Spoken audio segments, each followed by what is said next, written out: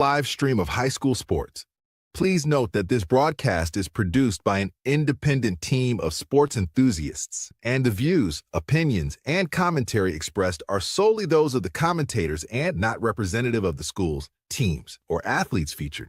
While we strive for accuracy, occasional errors or misstatements may occur. This stream is intended for entertainment and educational purposes only. Thank you for joining us and enjoy the show.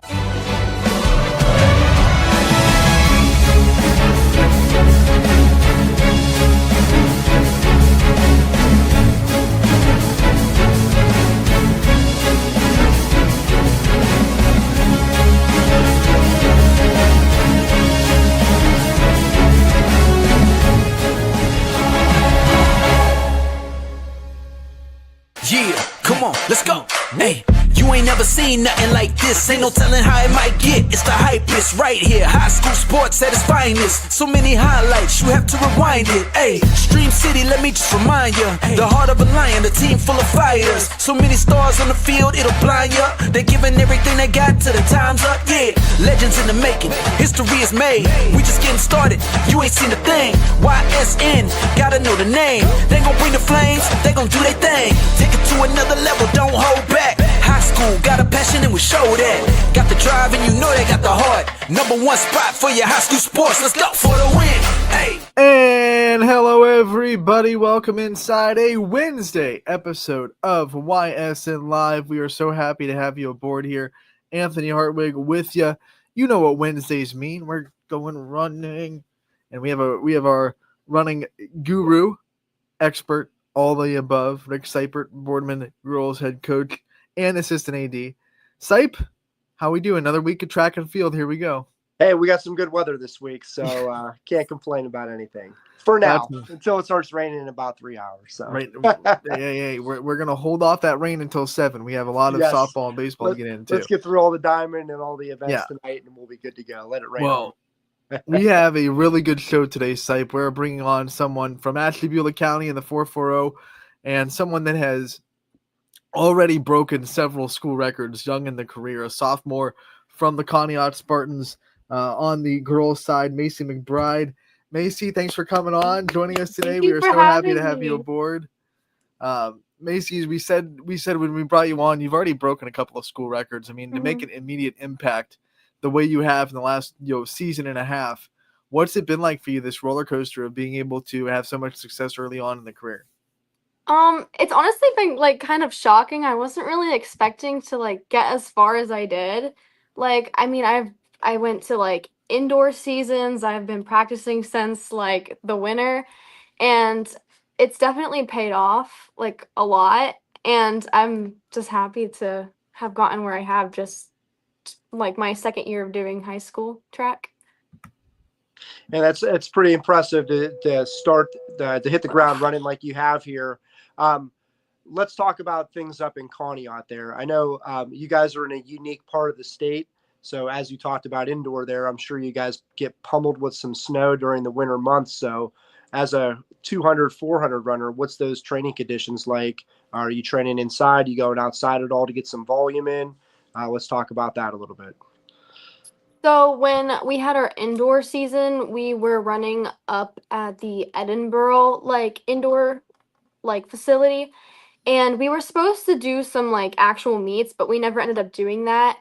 But we would do just like circuit training, just like distance workouts and some like warm-up exercises and stuff as a team, and then we would go off and do our own like conditioning and stuff, which is what I did. I did a lot of distance training in the beginning. And then we also had morning liftings at our school on Tuesdays and Thursdays, which I attended all winter pretty much. It's really easy to have a solid freshman season, and then we see a lot of athletes after that get a little bit content, maybe plateau the rest of their career or whatever. But you keep trajectorying up. What kept you motivated to keep working after a very successful first season this year as a sophomore?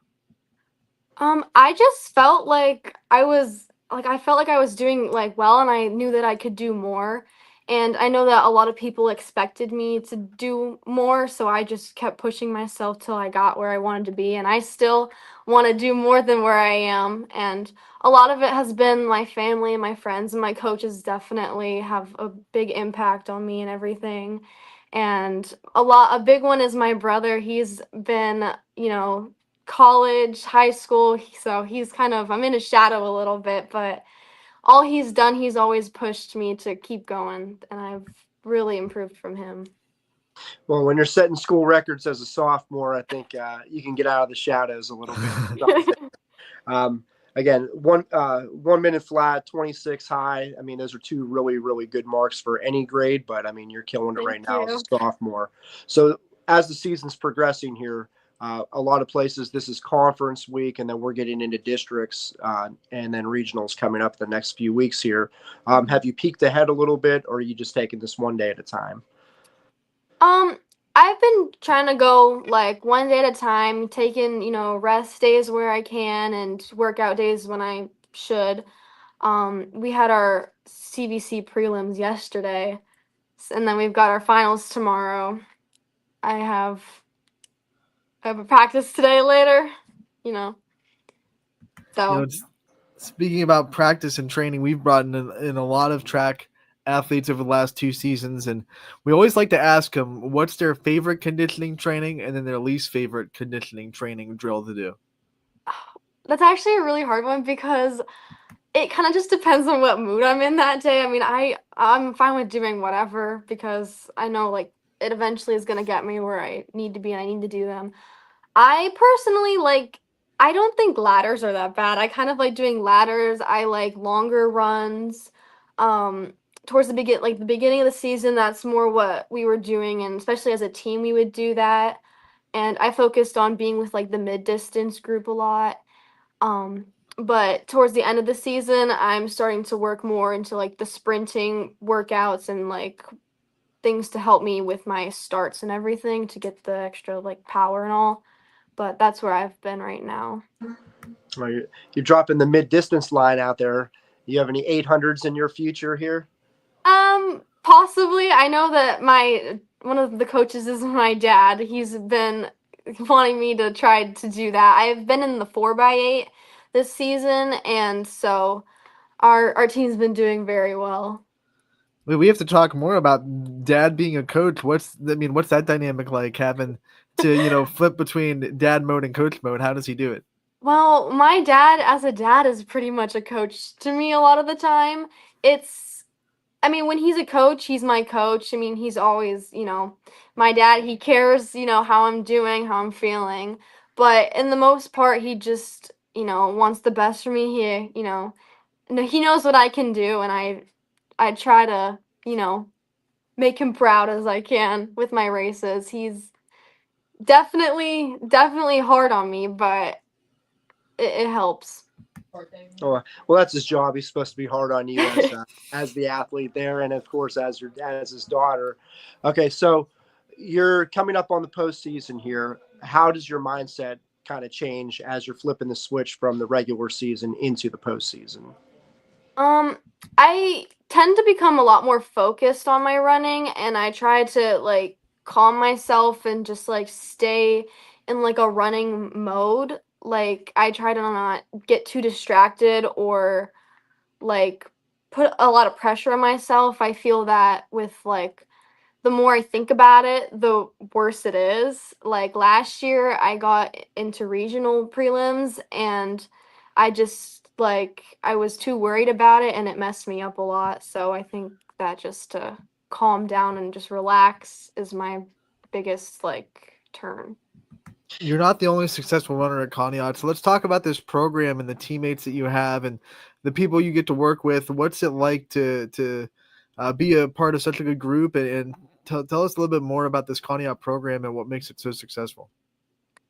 I think our track team as a whole, we have a very large track team, and a lot of the people, everyone on our team is so nice, and they're all supportive, and they're always there cheering everyone on at the end, and it really helps motivate everybody and me especially, knowing that like they're there and they're helping me and they're on my team and they know what I can do, and they help me get there. Like it's a lot of support, and a lot of my teammates, like I have lots, especially like on my relays and stuff, there are a lot of like really great runners on my team, and they all help push everyone to just get as far as we can. Yeah, it truly is tough to beat a good 4x4 race or a good 4x8 race to start off a meet there. But I totally feel you on that. Like when people come together at the end of the meets there to cheer each other on, especially in a race that's as grueling as that 4x4, it really can uplift the entire team when you get those things going. So with your mindset from last year, you said you were a little bit nervous for regionals. Have you decided on any like goals for what you're going to be putting out there this year? Like, how are you going to change your thought process to get to the regional then? I've just been, taking it day by day, and my plans are just to like stay where I am and get like progressively get more and more. I definitely need to start like pushing myself more in my races for like these upcoming like postseason meets and everything. Last year, I just don't know what happened last year. Like after regionals, I was just like, it just didn't like end very well. But this year, I hope to, at least my goal is to make it to state prelims. I think that's my biggest goal, and I'm gonna do what I can to get there. Track is a sport where you have to push yourself to almost the limits of what your body can handle with the training that you do and obviously the running that you do. It takes a lot, not just physically, but mentally too. Talk about the mental aspect of this sport and how you kind of keep yourself driven and motivated through a lot of that really draining process. Well, track is definitely a very mental sport. You just like for me, I just gotta keep myself like I said in like a calm mind, like a state where like I can just be calm and breathe and run.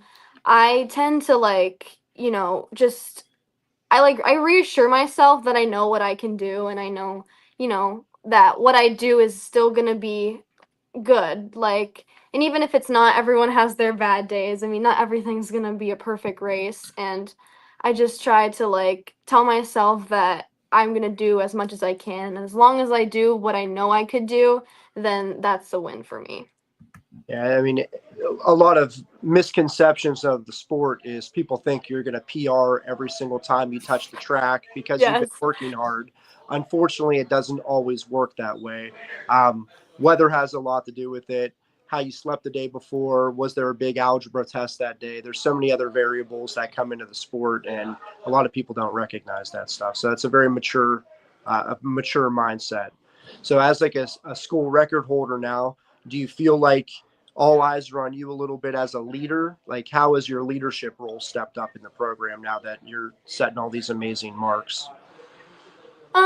Honestly, I don't feel too different. I feel like I've always kind of been like a pretty good runner, and I've just been like my dad being the coach.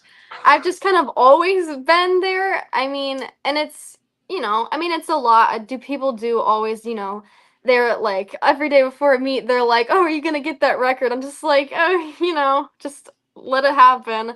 But I mean, having the record definitely makes people think that you're gonna always do something like that, and you're just gonna keep breaking it every time and every time. And it really makes people like put you on a spotlight, and they look up to you because they see what you're doing, and they think like, oh wow, like that's something. And they like I've had so many people just this past year. I've made so many friends just by being somebody who's like seen in like a big like spotlight. Do you record chase? I mean, are you out there like, do you know all the records? Do you know what times you have to have? Or are you someone that like, hey, when it happens, you're like, oh my gosh, I can't believe I just broke that record. Wasn't even aiming for that. So I actually have been a pretty big record chaser, but it's really only been for my 400. That's the race my brother ran, which is why I kind of chose to do it. I chased that record all middle school and all last year, and this year it kind of just like slowly slowly got there and it just happened. Like I wasn't expecting it. And I think that when I'm not chasing it is when I get closer to it. Like if I just run my race and let it happen is when it's best. But I have definitely been a record chaser. Now with my 200, that just kind of happened. I mean, my coach, he put me in it one day just to get a time on me, and I was not expecting it at all. Oh my gosh.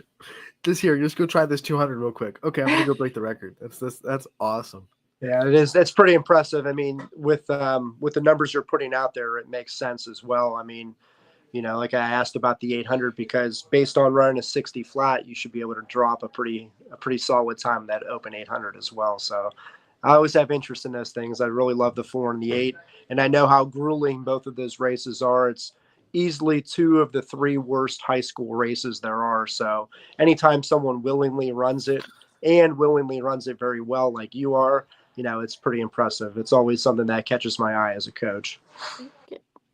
So with the preparation for postseason, I know I love asking people about what their plans are for their cheat meals when their seasons are finished up there.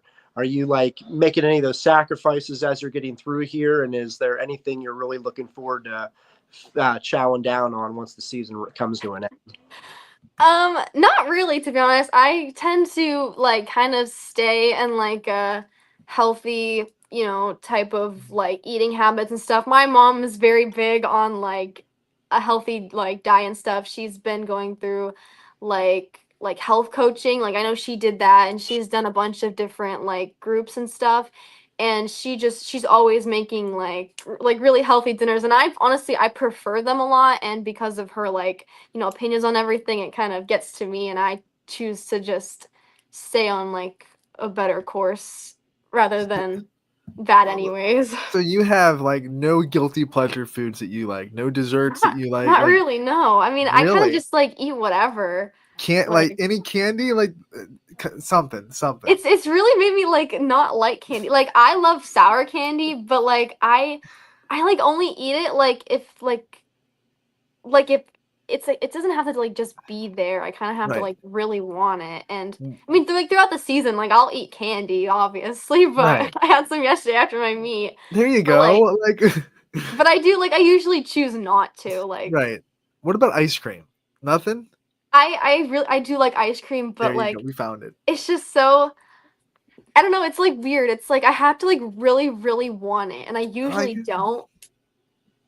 It's all Like I good. just stay away from it. All healthy and All healthy that's why stuff she's is a record breaker, you know? I applaud that because time and time again, Borman has a Starbucks that opened real close to it.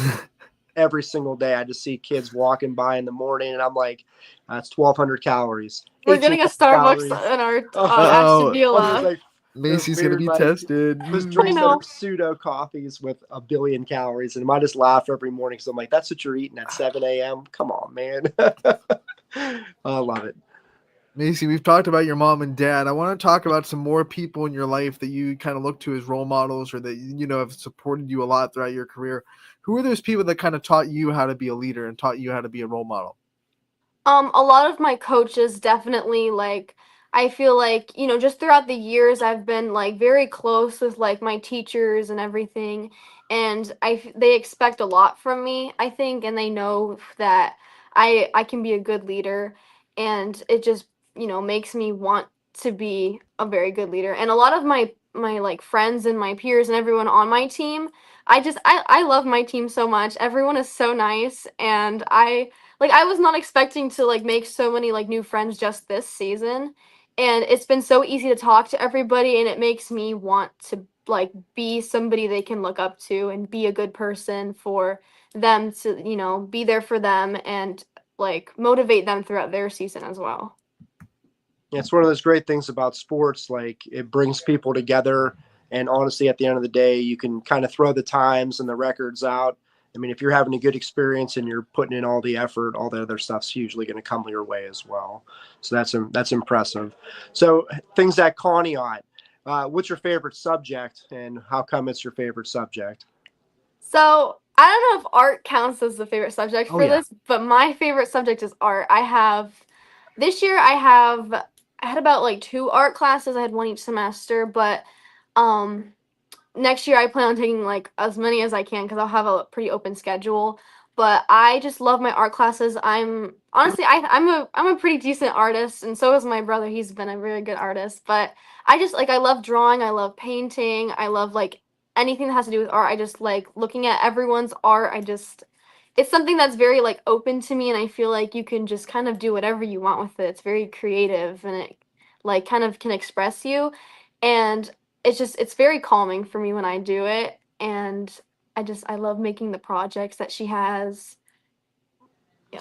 Yeah, Macy, my last question for you, since we're so close to summer vacation, I'm sure you can feel it. What's your favorite summer kind of activity or routine? What's your favorite thing about being off for 3 months?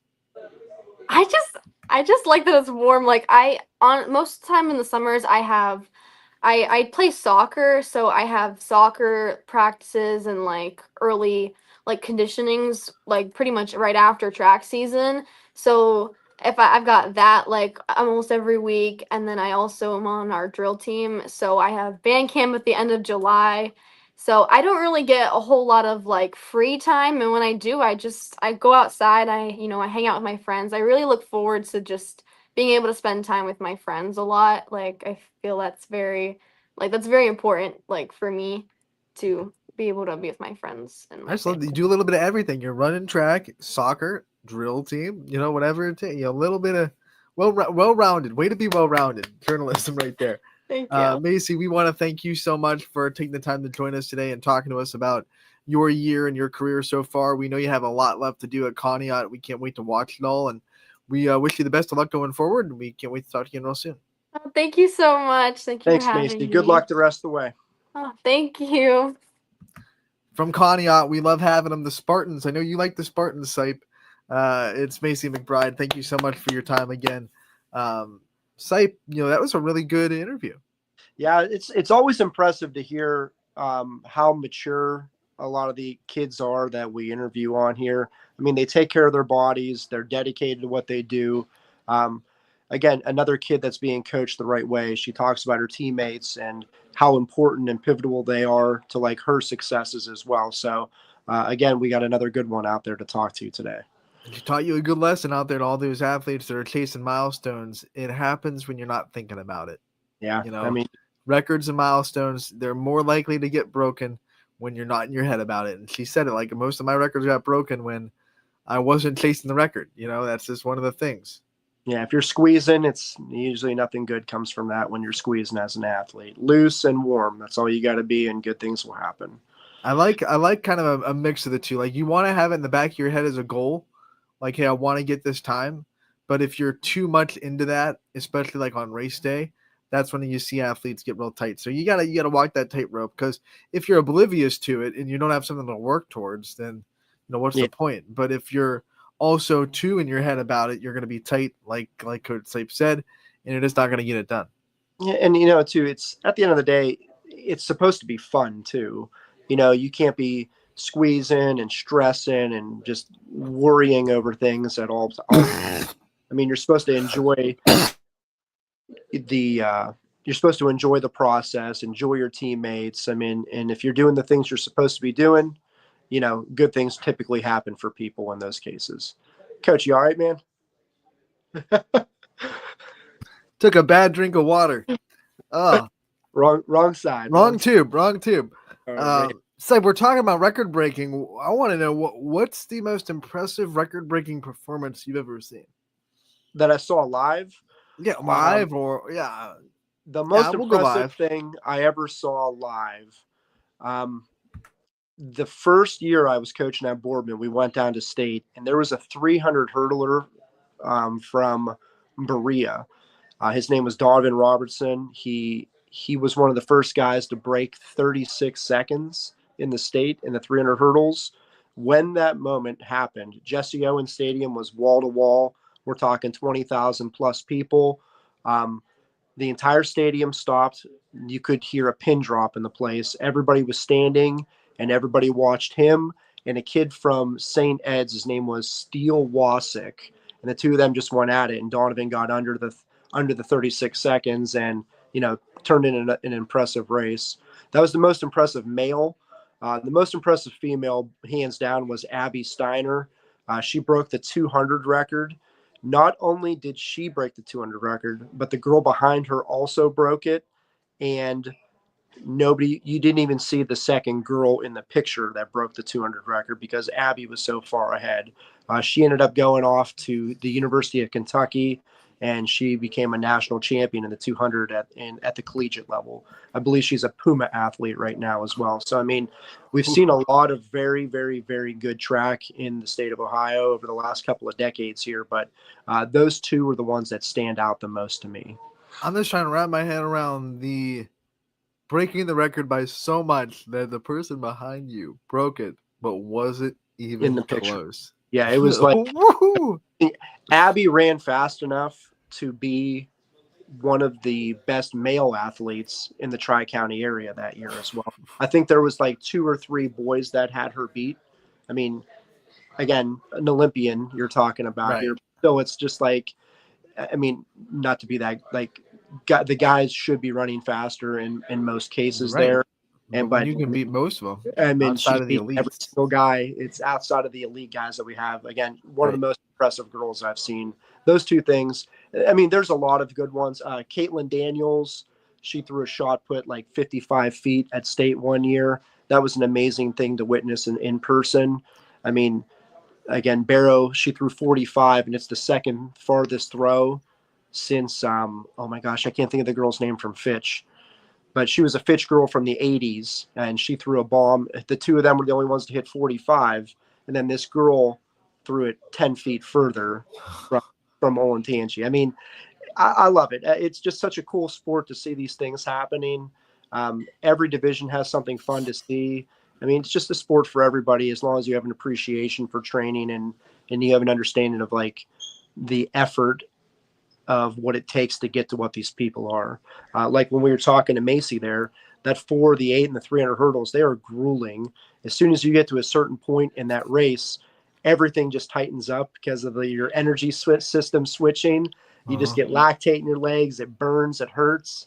And you can always tell when kids run those races right because they get off the track and they're saying, my legs and my butt are so tight. Everything just hurts right now. And yeah, good. You ran the race right today. Good job, guys. That's why I have such a respect for runners because you're putting your body through it. Like you have to push yourself past what your body says it can handle to be elite at this sport, which is, I mean, you have to do it in other sports. I'm not trying to knock others, but like, not like this, not like where like a good time is like you're hurting lot. and the elite kids are putting themselves through it. Like we're starting, if you play basketball and then you jump into track, you're starting at the end of February, early March, and you're just putting yourself through pain for the next couple of months to get to where you're at.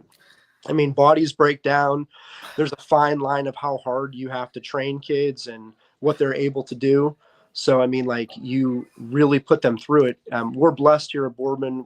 Todd Berkey is our athletic trainer here. Because of him, we're able to beat our kids up a little bit more, like metaphorically speaking, and we can put them through it more because we know that he's going to be there to rehab them. He keeps them healthy. He has great lifting programs. I mean, we are genuinely blessed to have Todd as a part of our staff. I remember when I was at South Range back in like 2000, in the 2000s, 2010, I graduated in 11, but the track coach was Mr. Numbergut. He made shirts that said, other sports use our sports as punishment. Yeah, I mean, I was like, that's awesome.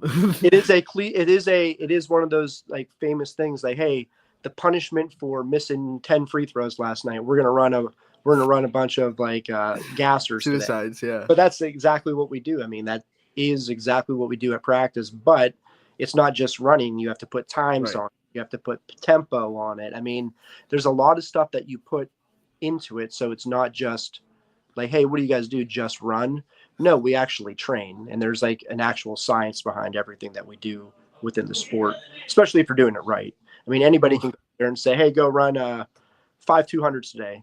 And there's a lot of what's the rest? How fast should I run them? Mm-hmm. Am I in flats or am I in spikes? What am I coming out of a block? Is it a fly in? I mean, there's all kinds of different stuff. So it's more than just running.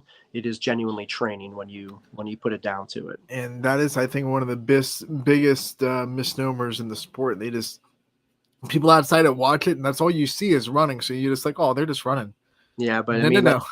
there's No, a no, whole no. lot more. And there's ways to run races differently. Exactly. There's strategic races, there's fast races, there's slow races. I mean, there's all kinds of different stuff. It just depends on what the workloads of the athletes are those days. And again, you're not always out there just to try to PR. Obviously, everybody wants to run their best times, but there's bigger pictures with a lot of the things that we do out there as well. All right, Coach, let's recap the week that was. We had a lot of track happen since we saw you last on last Wednesday. What kind of went down over the week, and what can you recap for us? Well, the biggest action from the local area was the Trumbull County meet. So it's a 2-day meet. Prelims on Tuesday, finals are on Thursday. The Lakeview boys put on a show. They battled with McDonald, and in the end, the Lakeview boys were victorious. And then on the girls' side, the McDonald girls were the meet champions there. Going down through the list and the results, the same players that we've talked about from Trumbull County all school year, all season here, they shelled out. You ever hear of an Ava Hewlett? You know her? You ever hear of her, Coach? She's doing something.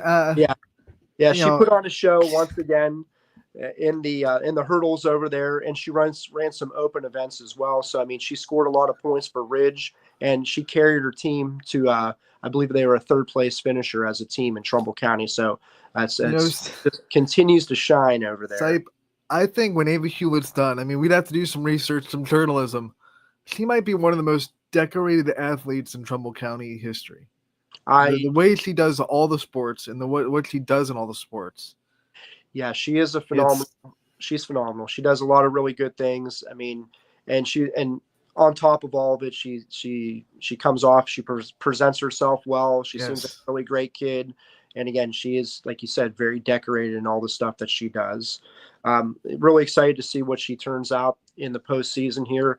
I really want to see her stand on top of that podium. So we're going to see what she can do when the postseason gets rolling around here. I believe, Coach. I think we're going to get a state champion out of her. Yeah. I saw one of the things that before the season, one of her indoor meets that she ran in the Spano Dome, and her dad sent me the clip of it, and I was like, if she does that during the high school season, in the hurdles, like, it's over.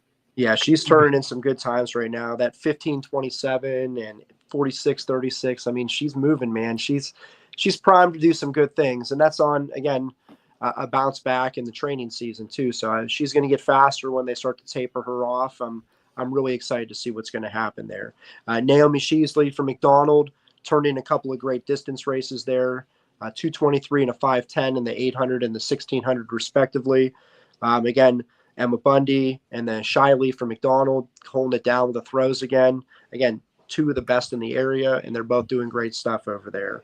Again, like going through the results, it's kids that we've been talking about, and they're really starting to shine.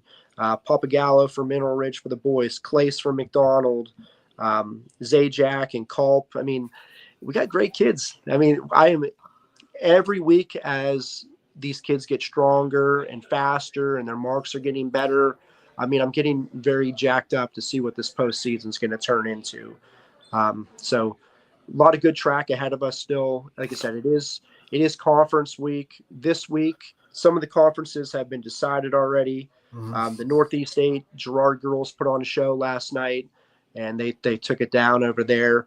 And then South Range boys were the Northeast 8 boys champion. They edged out Lakeview just by a little bit. The South Range team is pretty solid too. I mean, they got great distance runners. They're very balanced. And again, that Lakeview team is coming off a Trumbull County championship. So, I mean, they're not another team to overlook once the season gets going here toward the end.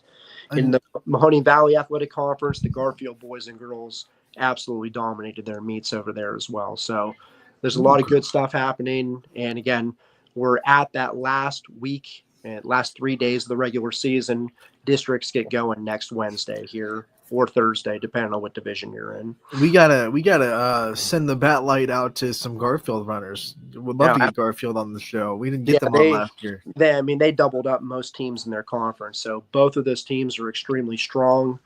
They have a little bit of everything. I mean, like I said, it was an absolute clinic that they put on in their conference meet over there.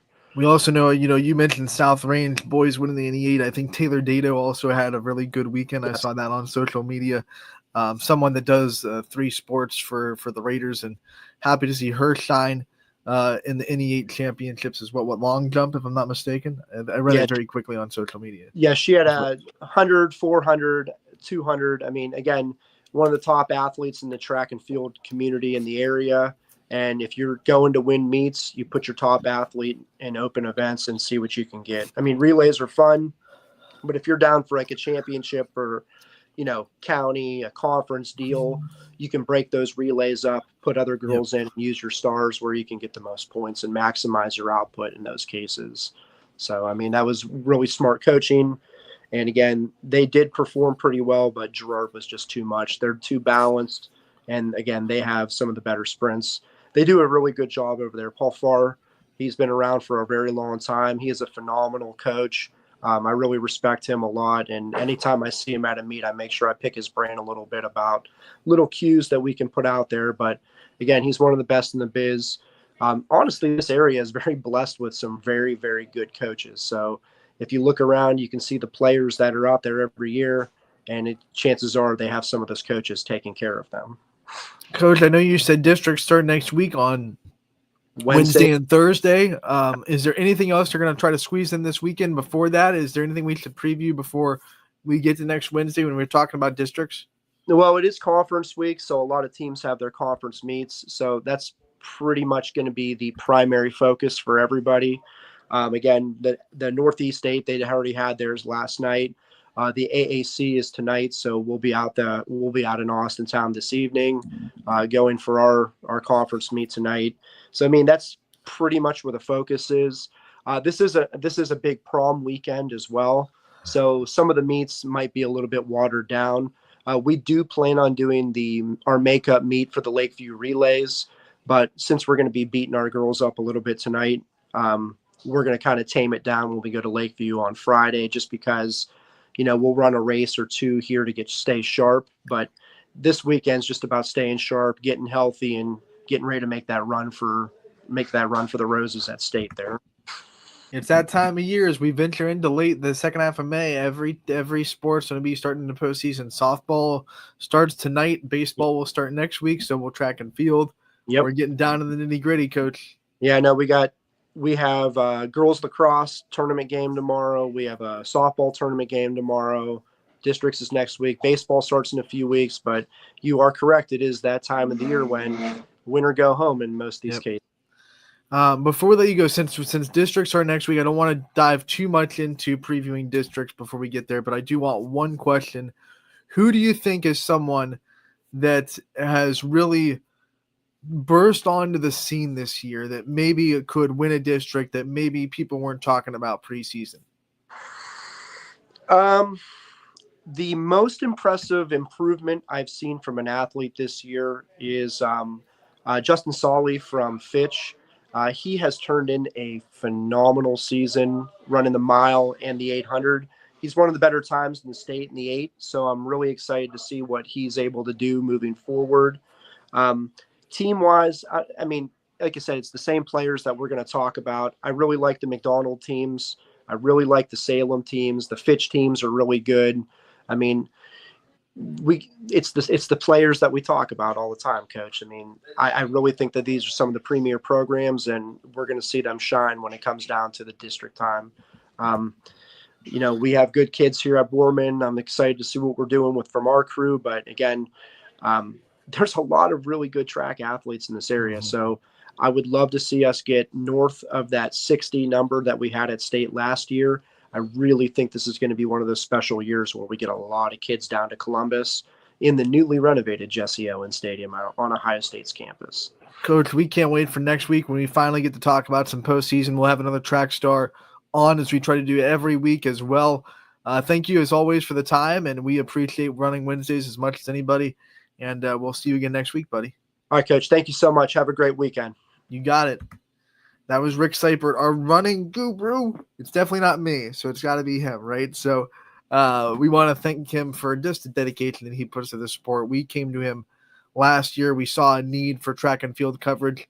We want to trust me, we want to broadcast track and field. We just don't have the necessary tools to do it as of yet. It is more than a single camera broadcast like all the other sports we broadcast. You can't put one camera in the press box and cover a good track meet, because you would make everybody seasick by the end of the meet if you had one camera just following a circle. It wouldn't be fun. It would not be fun. So we try to get as much track coverage as we can with this. We try to supplement the inability to do the meets on the live side of things with this, weekly segment where we talk about track and highlight all these athletes, because we care about our track and field runners as much as we do any other athlete. They work just as hard. They put in just as much time, just as much sacrifice with the schoolwork, all that fun stuff. So we want to make sure they're highlighted. So we could not do that without Rick Seipert bringing his expertise on every week. So we do thank him for his time. Speaking about expertise, a perfect segue, someone that has expertise out the wazoo, someone that we bring on this show every week as well, someone that rolls with authority, and someone that we love having on. It's Scotty Mincher, buddy. Scotty, how we doing? I'm good. Those intros I'm not DJ, but I'm getting there. I'm trying. Yeah, I unintentionally, I think I put the DJ in a pressure cooker when I just said that. Well, yeah, you backhanded his intro. You're like, that's not good enough, man. I am better than that.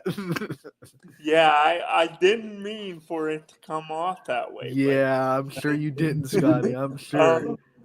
But it's little diva. It's good to be back. Mostly, as you said, I'm with you every Wednesday. Last week I was off dealing with some stuff, but good to be back in. And once again, Anthony, I want to get into the topic I messaged to you today, but the AL Central again looking very like the best division in baseball right now. It's gonna be a fun summer, buddy. Who would have thunk it? Who would have thunk that it would be the best division in baseball right now? Yeah, and I was looking, like, the Royals are in third place in the AL Central, but there are some divisions where they'd be leading, and I'm like, come on, man, what are we doing?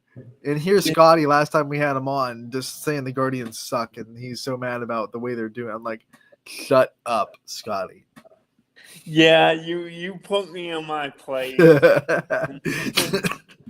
and rightfully so. As the Guardians now have, as of right now, again, it's really early April and May, but second best record in the AL. By the way, Scotty, sorry to bring it up, but you got to we tip our hats to the Cavs and we salute them for a great season. And oh my gosh, heartbreaker last night. Dang, you okay, Scotty? Yeah, I'm okay.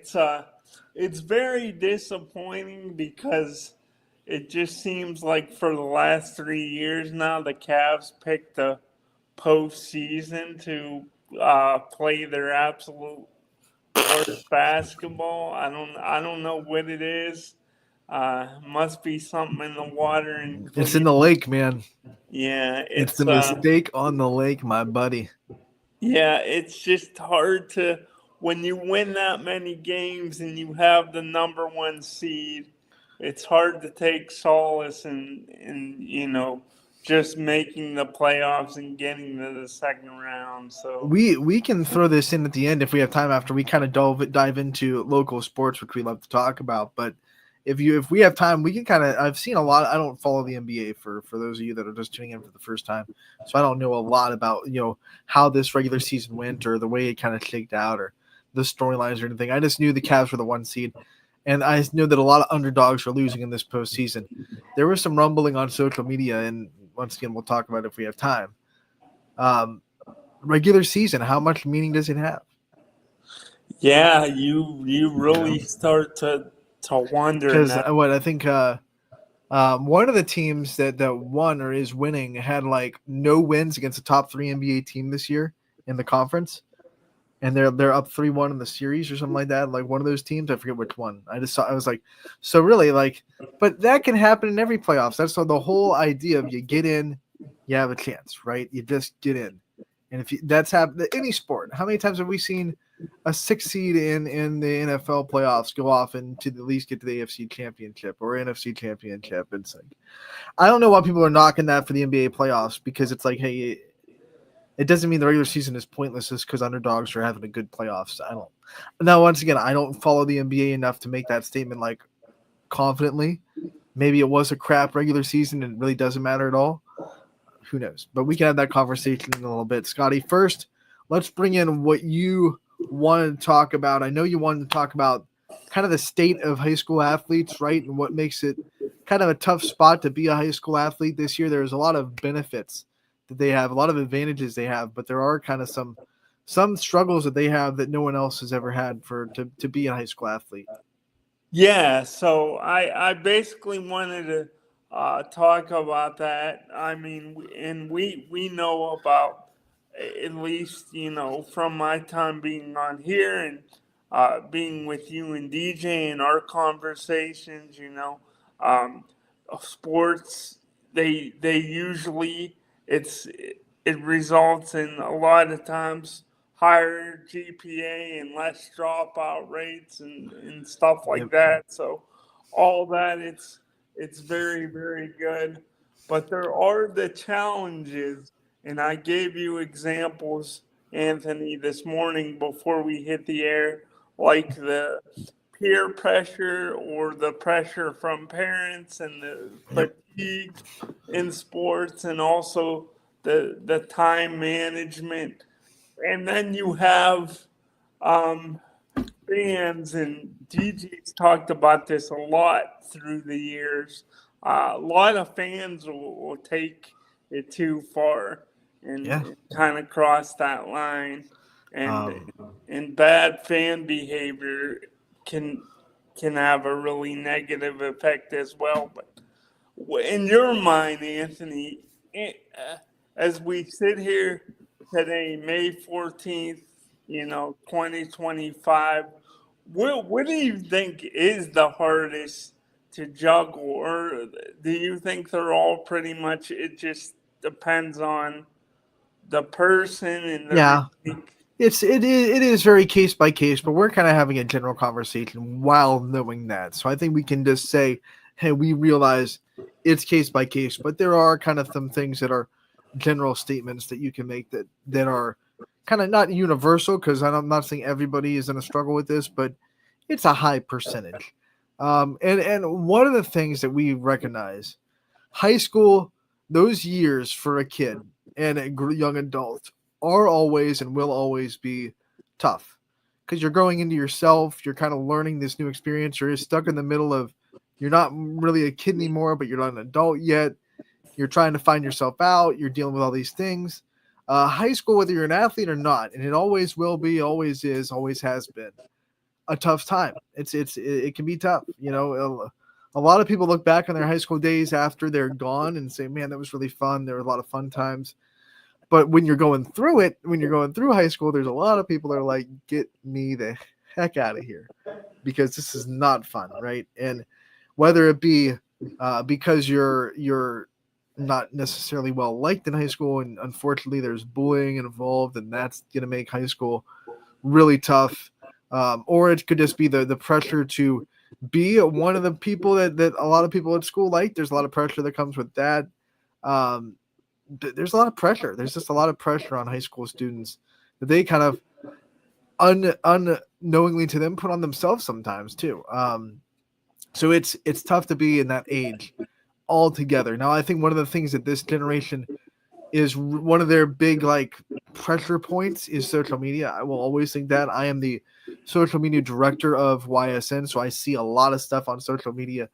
I always say it's a tool. Social media is a tool, and just like a hammer, If you're using it right, it'll help you. If you're dumb with a hammer, it can really hurt you. You can hit your thumb, break your thumb.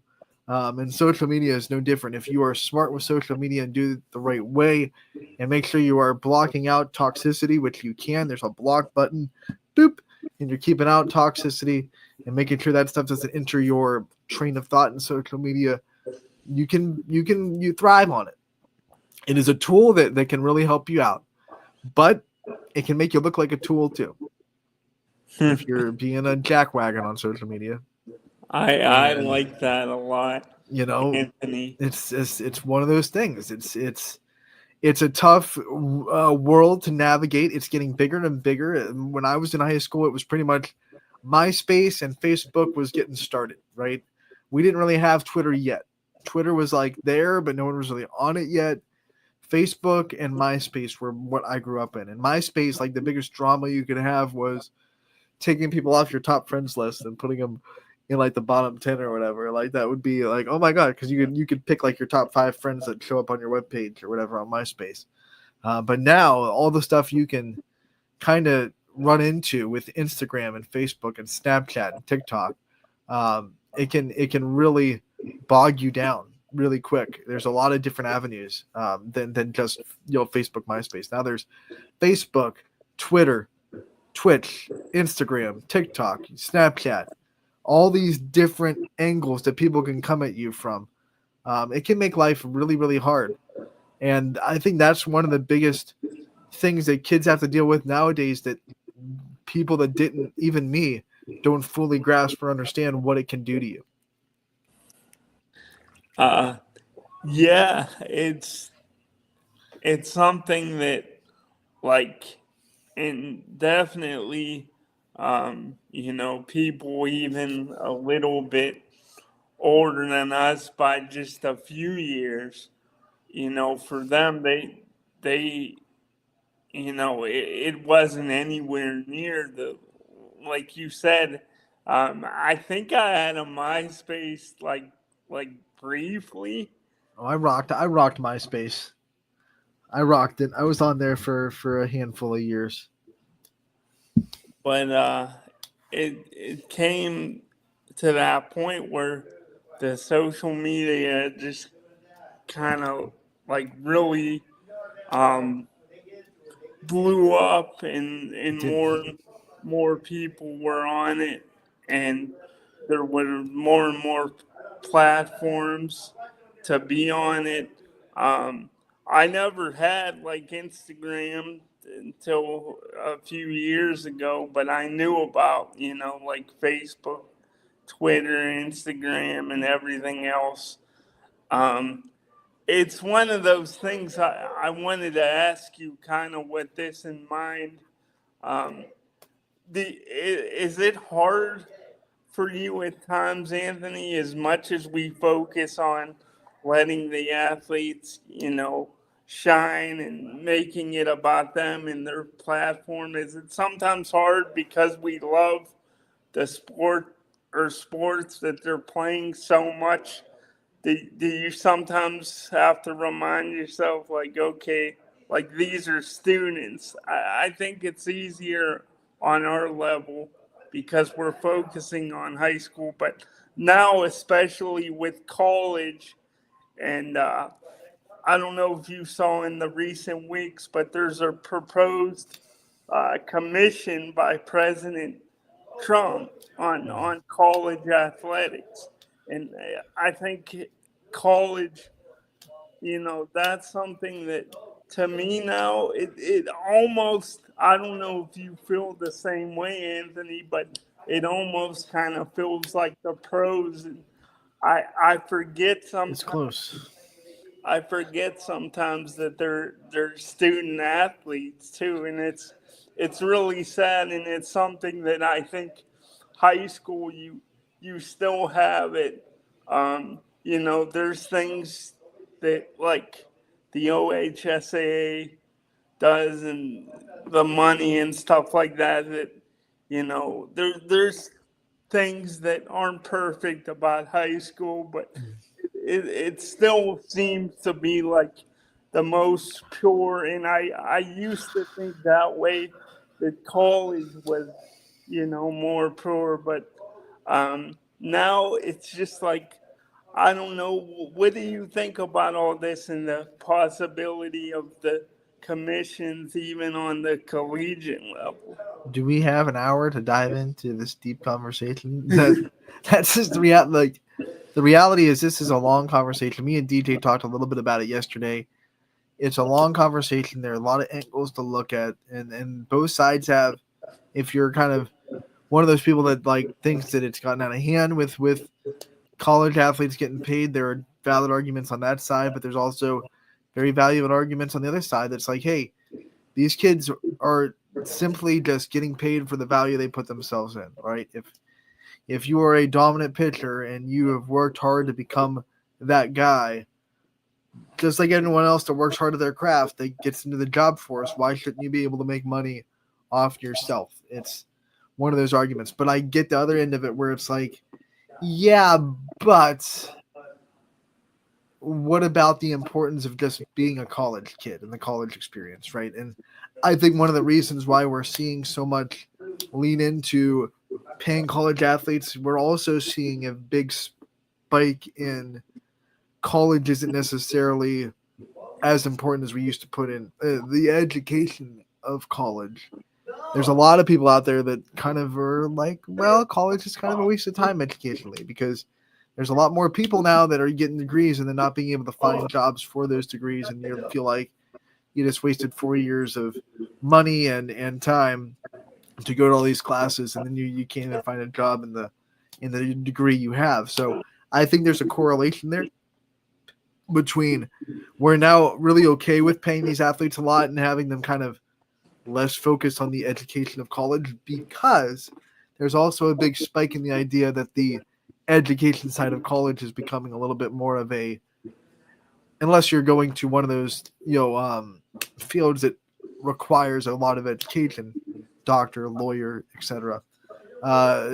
College is becoming a thing that people are starting to kind of lose their taste for and say, why are we? College is kind of a little bit of a scam, a waste of time. You see that a lot in our world. You go on TikTok and you'll see a lot of people going on college campuses and saying, hey, you can spend your time doing a lot of other things to get a job than these 4 years of paying a lot of money out your butt to maybe never get a job in the degree you get. So I think there's a big correlation in that, why we're having that conversation. And student athletes at colleges are now getting paid so much money that it's almost like the education doesn't matter anymore. It's a hard conversation to pick one side and say that side is completely right. It's a very murky, gray area conversation about commission for college athletics. Because they're not professionals, because they don't have agents, if I'm not mistaken. Like you still can't have a paid agent as a college athlete to work out like you're not contracted. So you're still not technically professional, but you're getting paid like one, which is kind of it's a gray area, right? So like these college kids aren't signing 4-year contracts to be at the school.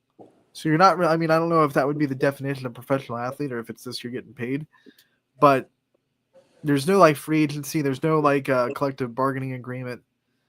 There's none of that aspect of being a college athlete, of being a professional athlete in college. There's none of those, but you're still now being able to get paid like a professional athlete. Yeah, it's a weird world right now.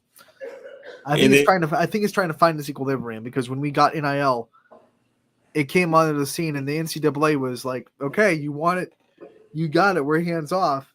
And it became like the wild, wild west of the NIL. And now, because it tipped the scales so much, I think it's trying to find like a little bit of an equilibrium right now, and it eventually will. Like all big changes in society, if you study history at all, anytime a big change in society or culture shifts, whether it be sports culture, political culture, everyday culture, anytime there's a big shift in what we think is the norm, it goes one side for a little bit and then it finds its equilibrium eventually. So I think just like everything else, this kind of conversation will eventually find an equilibrium where kids are able to get paid for the work they put into as a college athlete, but at the same time, they're not turning into, just money heads, where they're still able to go and have a college experience as a 18 to 22-year-old young adult, where you still have to learn a lot of things. I think there's something to be said about the college experience still. I think there's value in well-rounding yourself as a college education. Even if you're not taking classes that necessarily go into your major, I think there's something to be said about being a well-rounded person and learning things from different areas and different points of view. I think there's still a lot of value in that people don't necessarily take a lot of stock in nowadays. So I still think that there needs to be that, and I still like that aspect of college. I enjoyed that aspect of college.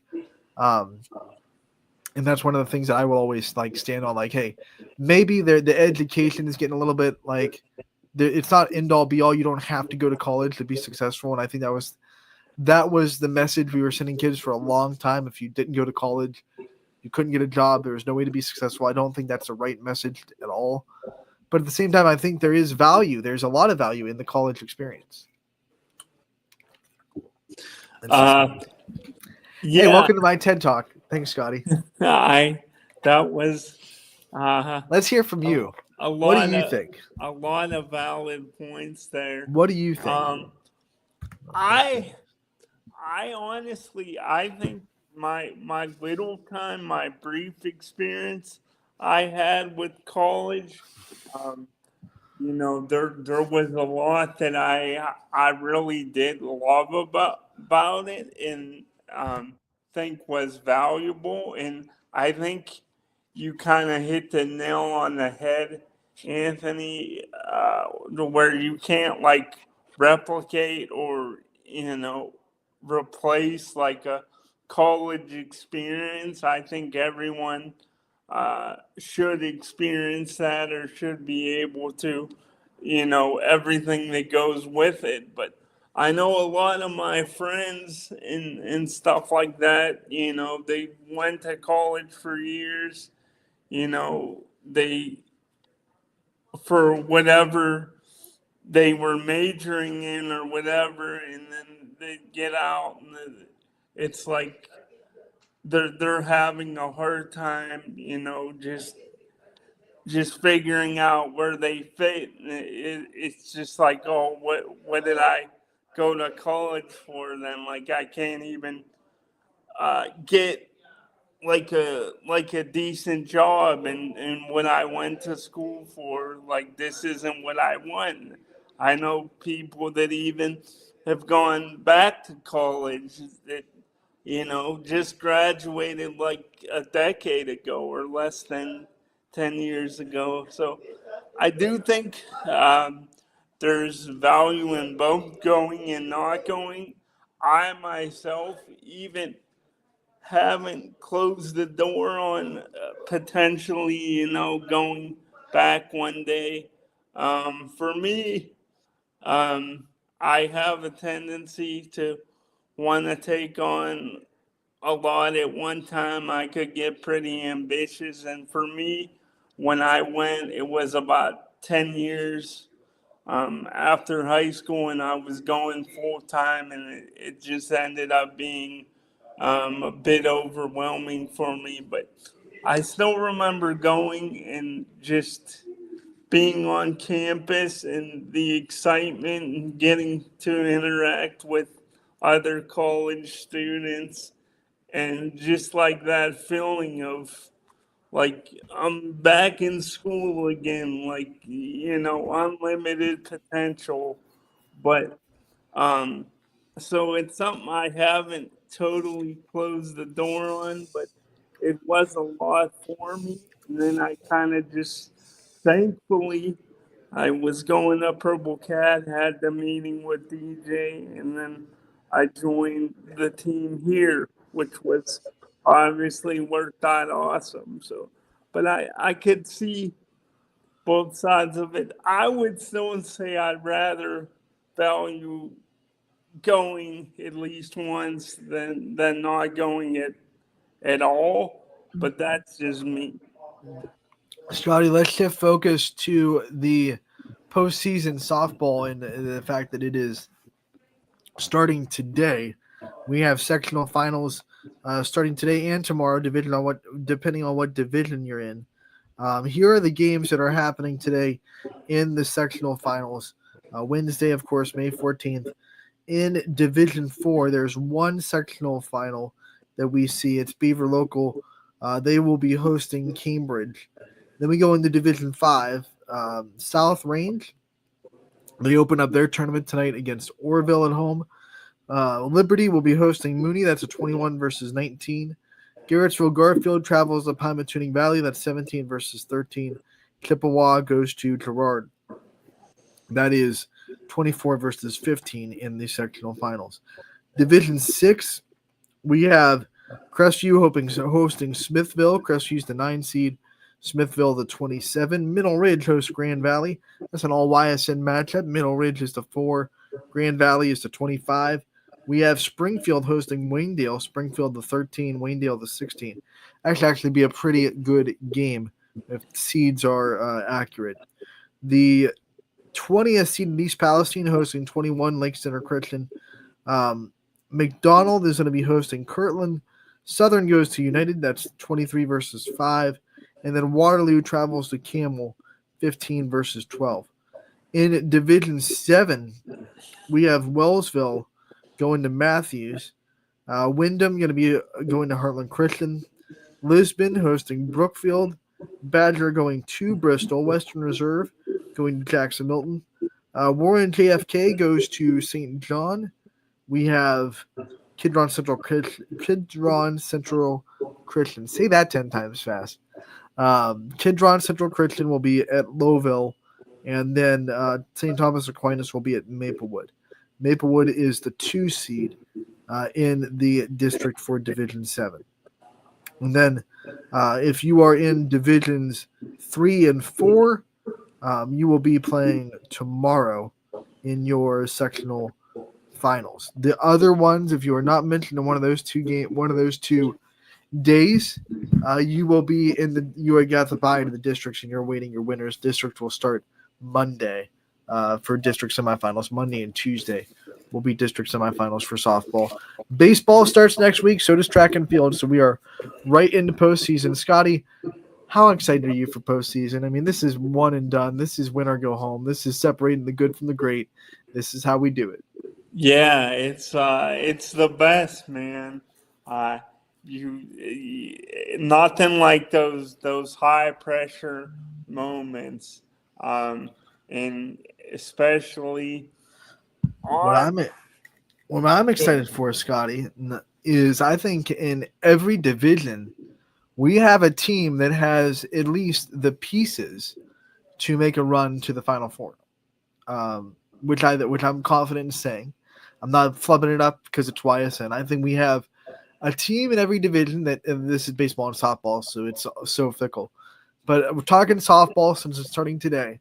We have a team in every division that I think has a piece or pieces that could carry them to the Final Four, which I think is exciting.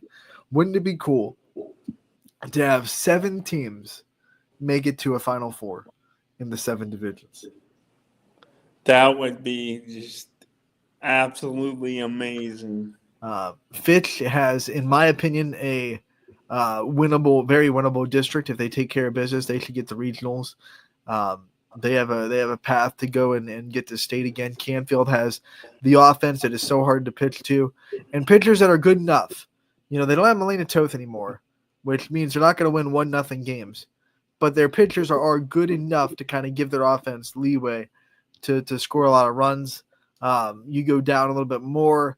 Louisville, very good. Boardman has a chance to make a run. And then, of course, South Range is the reigning state runner-up. Champion is in there with Gabby Gradishar. You got Middle Ridge, who had a really good season, won the MVAC. Maplewood is the 2 seed. They have a lot of young talent that can make a run. There's just a lot of teams that really have a good shot. Yeah, and that's awesome. It's just great to have that parity.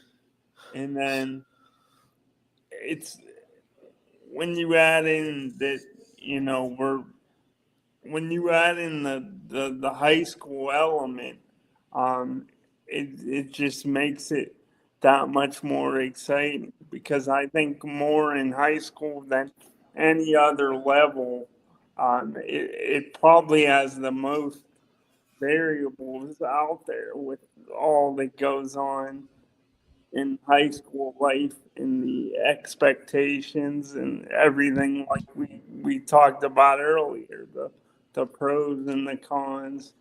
All So right, Scotty, before we get to the Joe Dickey Electric What's Your Spark, we have to thank our sponsors like we do every day. We will start with Greenwood Chevrolet in Austintown. They go the extra mile for you.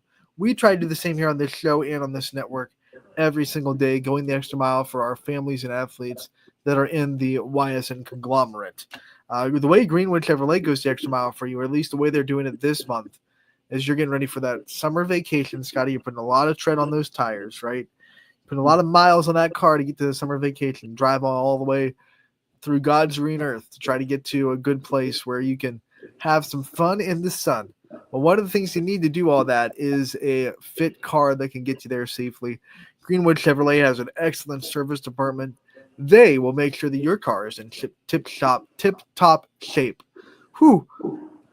Tip-top shape to make that long trip to wherever your destination may be. So make sure to check out Greenwood Chevrolet's service department today. Greenwood Chevrolet, they go the extra mile for you. Now, Toyota Warren, they want to take you places, Scotty. They want to take you to those vacations, right? They want to get you to where you're going. Toyota Warren, Tino, all the crew out there, they take good care of us. You can see the Toyota Tundra YSN with the YSN stickers all over the place. Wherever DJ's at, you see it. Toyota Warren, there's no one that takes better care of you than them. If you are in the market for a new or used vehicle, Toyota Warren is the place to be. They are a record-setting, record-defying, and award-winning dealership right in our area here in Warren. So make sure to check out Toyota Warren.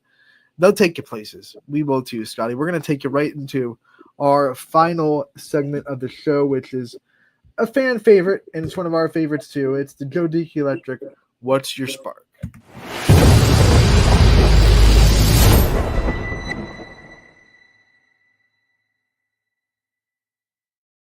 Yes, Joe Dickey Electric, your home for every electric need that you may have. Every electric need, whether it be screwing in a light bulb or a corporate electric outline.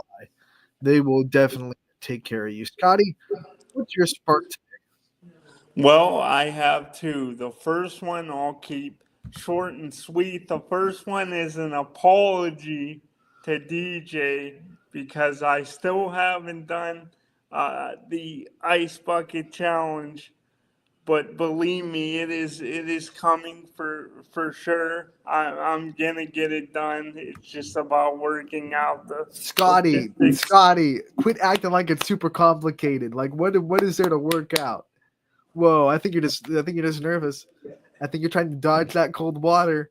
I gotta tell you, I think you're making it like it's like the Cuban Missile Crisis, trying to get this ice bucket on your head. Like, I don't know, Scotty. I'm not trying to call you out, but I think you're dipping and dodging this a little bit, buddy.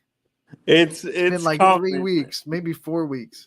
He did that while he was in Myrtle, back in Easter, April 20th. It's almost a month, Scotty. It's coming. It's coming. Don't worry. I promise. You said that 2 weeks ago, Scotty. Radar. Get her done.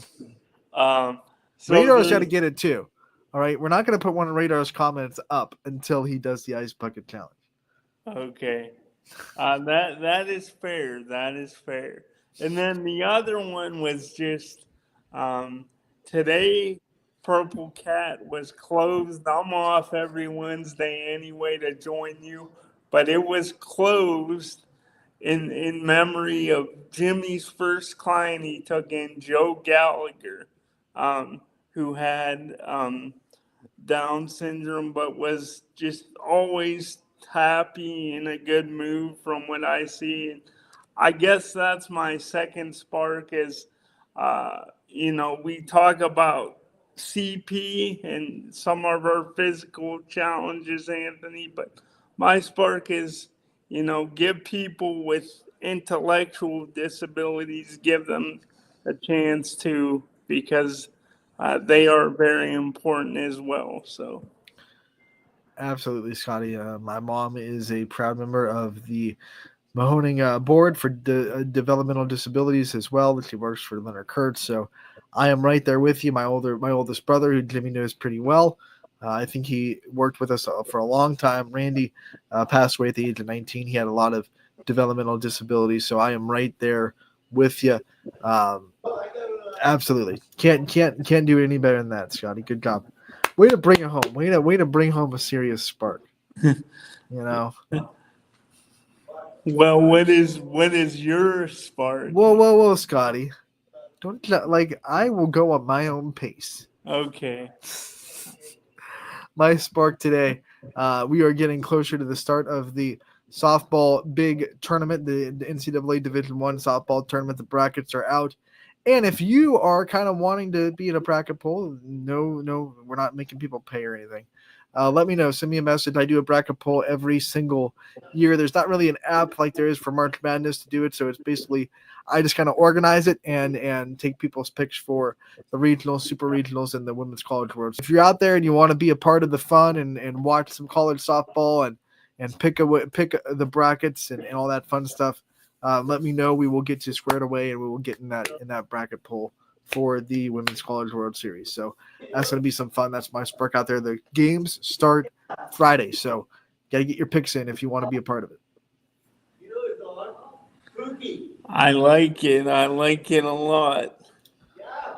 All right, I'm Anthony Hartwig. That's Scotty Mitchell. We want to thank Rick Seipert, as always, for coming on every week and being our track guru, showing us how to run, because me and Scotty don't know how to. We want to thank Macy McBride for coming on from Conneaut and sharing about her journey and what it's been like to be such an immediate impact in her sophomore season. Scotty, thank you for coming on like you do every week. We appreciate you, buddy. And then, of course, thank you all of you guys for tuning in like you do every day. We will be back tomorrow. Brain Songer from Hubbard will be joining the show tomorrow, and so will Selena DeJesus from South Range. So we got some baseball, got some softball for you tomorrow. Don't miss it. Me and DJ back together. 12 o'clock, high noon, like always. YSN Live. We'll see you all in 24 hours. Scotty, may the force be with you, buddy. You as well. YSN thanks you for watching this presentation of Your Sports Network. For stories, stats, and more, go to ysnlive.com.